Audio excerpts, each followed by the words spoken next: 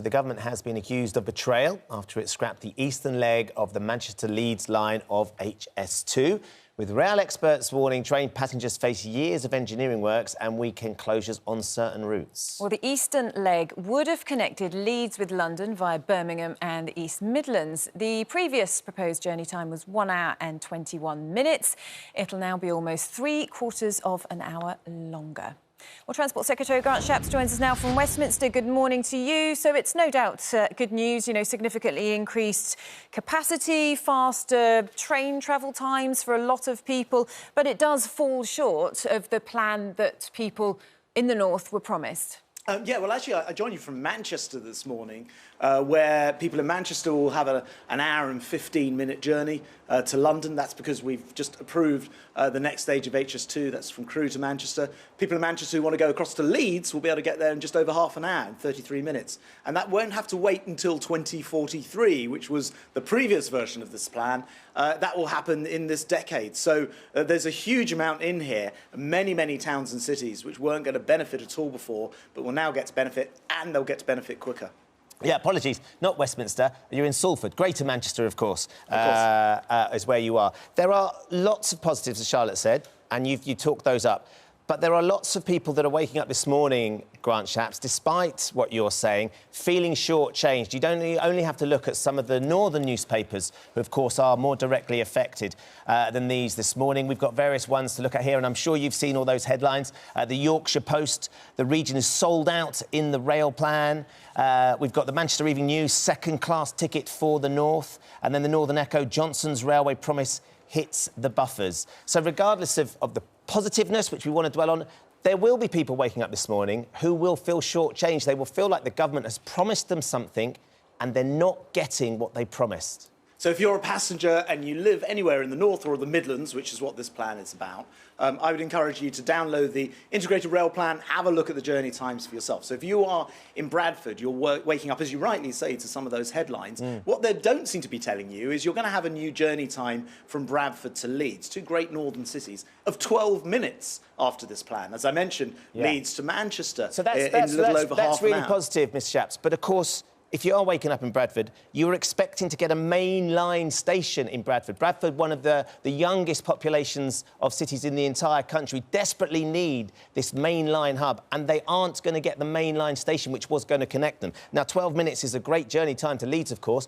but they want Bradford to be the hub of where people are going. They don't want people to be going to Leeds. That hub was a key part of what they were expecting. Well, again, actually, much faster journey times from Bradford, to give that example again, to London. This will shave probably half an hour off a journey time.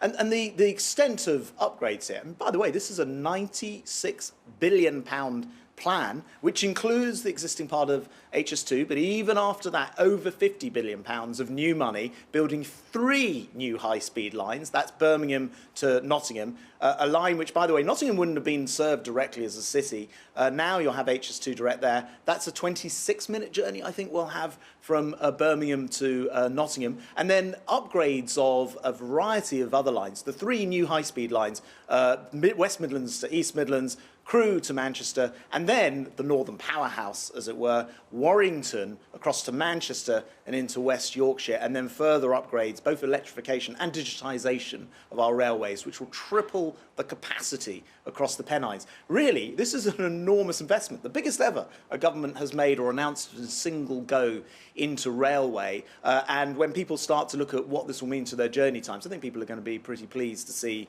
how much they'll be sped up and how quickly it will happen. Although we just go back to the point that it isn't what you promised you were going to do. It isn't what you said was going to be done, was going to be delivered for the people of the north. And that's why they feel that it's a betrayal, because they haven't got everything that they were told. And a lot of companies have based jobs on promises that they were given. They haven't got the optimism, they haven't got the commitment from you, that they believed they were going to get because of promises that were made. So there's an issue of trust here, isn't there? Yeah, I don't about think what the anyone government's pledging and what is then delivered. I don't think anyone can ever accuse me of not being optimistic, and they have got the things which will massively improve journeys and connectivities. I talked about a 12-minute connecting two great northern cities, Bradford and Leeds. But actually, if you wanted to go from Manchester to Liverpool at the moment, that's more than a 50-minute journey, less than half an hour under these plans, for example. And actually, because this is all going to happen much, much, much sooner than was originally envisaged. So it's all very well saying we'll have wonderful services. Don't worry, the train will arrive at your platform in 2043. Instead, people will get those services this decade. So it is a massive plan, over 400 miles of electrification. Sorry, just under 400 miles of electrification in these plans. And as I say, happening much sooner than people thought they would happen. I'm investing in the north. My Department for Transport has actually already opened an office in Leeds. We've already got 70 people in there. And part of that is because it's going to be much better connected after these plans. We never mind a bit of optimism, Grant Shapps, and as you say... I know you're always sunny on GMB. We do enjoy your optimism.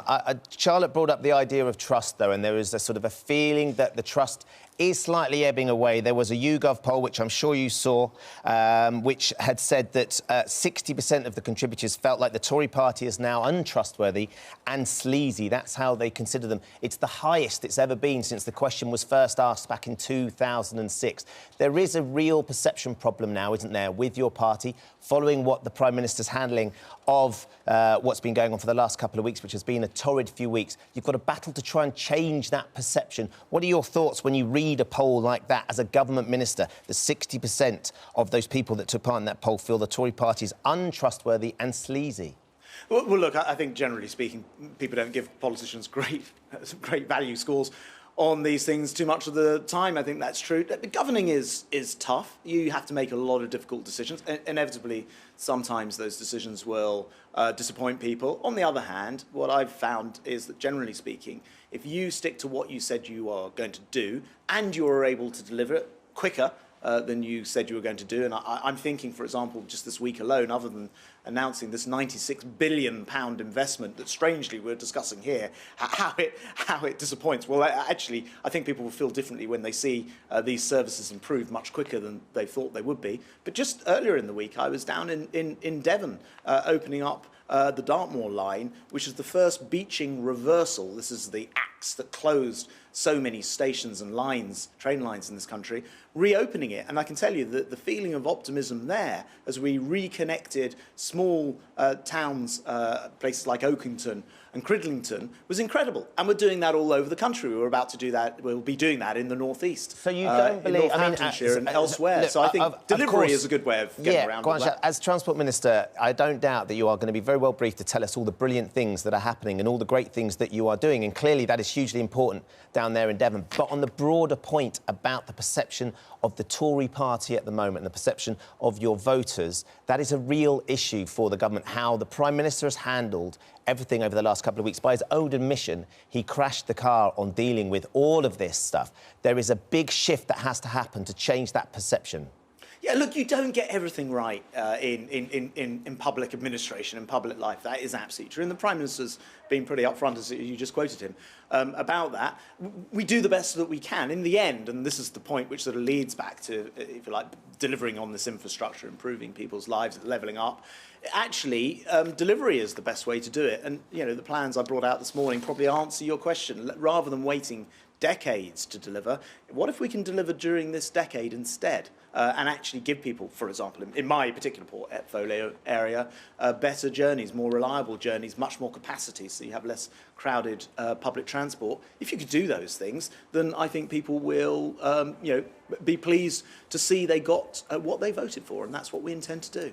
Talking about not getting quite everything right, we do have the National Audit Office report, which is saying that government made up COVID response on the hoof. Ministers were dangerously unprepared for lockdowns despite knowing a pandemic was a major threat to the country. It seems that lessons weren't learnt from the previous exercises that were done in preparation for a pandemic, and as a consequence of that, presumably lives were lost then because we weren't sufficiently prepared for the coronavirus pandemic. Yeah, I think we were prepared, but for the wrong kind of pandemic. All the preparation was for a flu, conventional flu in a pandemic.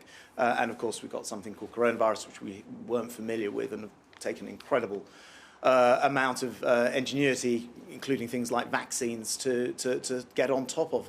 So look, I don't want to say that everything that was done was 100%. It would clearly be nonsense. Having said that, we've already announced that there'll be a full inquiry to really learn the lessons for the future. The whole world has been caught off balance on it. And I think it's fair to say, if we're looking at this in the round, that things like our development of a vaccine and the distribution of it in a year, of course, ahead of most other countries, was a high point in that. But of course, we won't have got everything right. There was no manual to take us through coronavirus, and it's absolutely right. We look back and make sure that we can improve that for the future. Well, with regards to looking ahead now, obviously, you know, we're seeing lockdowns returning to Europe.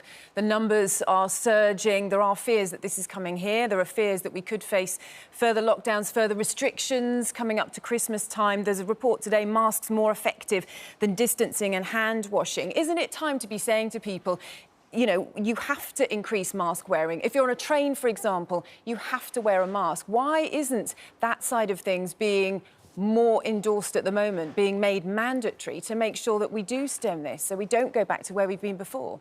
Well, we have a plan B if that's necessary, which would include mask wearing, of course. The most important thing that your viewers can do today is book the booster jab, or if you haven't had the first jab, book that. I had my booster last Friday, and that's the thing which is going to protect us. We've now got, of course, children able to be jabbed. 16 and 17-year-olds are now able to get their second jab. Please, please, please, the thing you can do to protect your lives, your loved ones' lives, and the whole community is to get that booster jab and make sure that you're protected. Absolutely. Because the evidence is so clear. Masks on trains, as I say, if we need to go to a plan B, and at the moment we don't see evidence for that. Why don't we do it now so we don't need to get to the plan B? Well, we don't want to be in a position that we were in last Christmas, for example, where families were unable to meet up. We know that the most effective thing is to get your coronavirus jab. And I don't have the very latest figures, but I was looking about a month ago of the deaths in hospital, sadly, through coronavirus. 96% weren't fully vaccinated.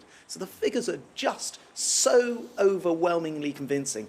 Whether you're a pregnant mum, whether you're an older person, a younger person, please get the vaccination and get the booster jab now. All right, Grant Shapps, it's good to see you this morning from Greater Manchester. You. Thanks for joining us.